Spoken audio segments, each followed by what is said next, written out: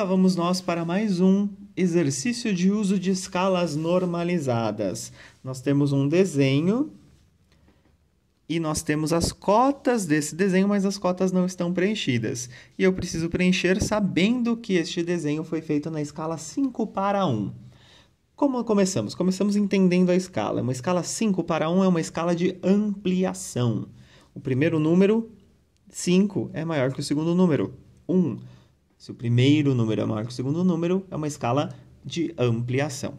Você pode lembrar que o maior lembra ampliação. Então, 5:1, escala de ampliação, quer dizer que eu ampliei esse negócio aqui 5 vezes, ou seja, esse negócio é 5 vezes menor na realidade. Eu ampliei ele 5 vezes para poder representá-lo aqui no desenho.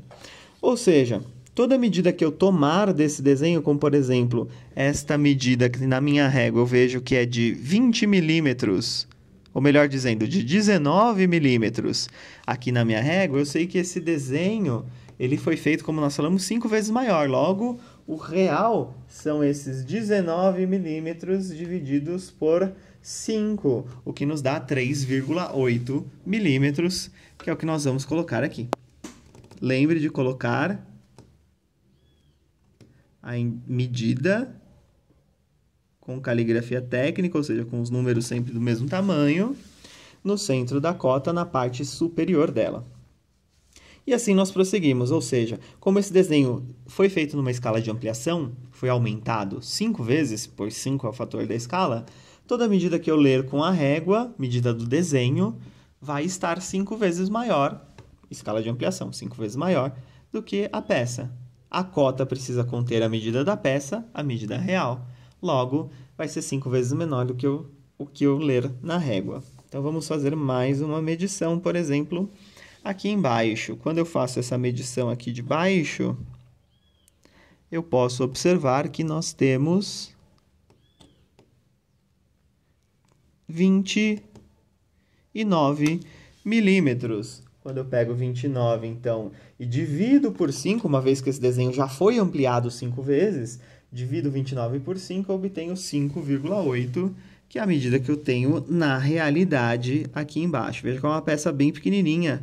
Essa parte da peça tem apenas 5,8 milímetros. Ok? E assim continuamos também nesta medida vertical, que tem 25 milímetros. 25 milímetros já ampliado 5 vezes, divido por 5, então aqui nós temos, na realidade, apenas 5 milímetros. Lembre de fazer os números todos do mesmo tamanho. Lembre que nas cotas verticais o número fica à esquerda, escrito de baixo para cima. Temos aqui outra cota na vertical, em que há 5 milímetros no desenho, você consegue ver aqui, 5 milímetros no desenho. Logo, como a peça foi desenhada 5 vezes maior, a medida real é de apenas 1 milímetro. Observe que nessa cota, como o espaço aqui é muito pequenininho, a gente pode escrever um número aqui para fora. Inclusive, é o que foi sugerido no exercício. Eu vou até reforçar a linha de cota aqui, para que vocês possam ver que o exercício já sugeria, prolongando essa linha de cota aqui, que a gente escrevesse o número para fora, uma vez que o espaço aqui é muito pequenininho.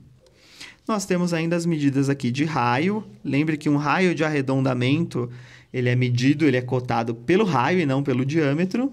E nós temos aqui a medida de um diâmetro. Veja que eu tenho a seta indo de um lado até o outro lado da extremidade. Observe que aqui eu tenho uma linha mais fraca, justamente apenas para mostrar que essa cota é uma cota de diâmetro. Ok?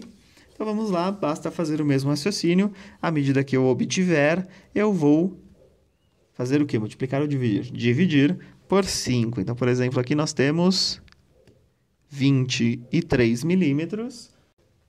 23 dividido por 5 dá 4,6. Colocamos aqui. E aqui neste raio nós temos 20 milímetros. 20 dividido por 5 dá 4 milímetros, que é a medida que nós colocamos aqui nesta cota. Ok? Bons estudos para vocês. Até mais.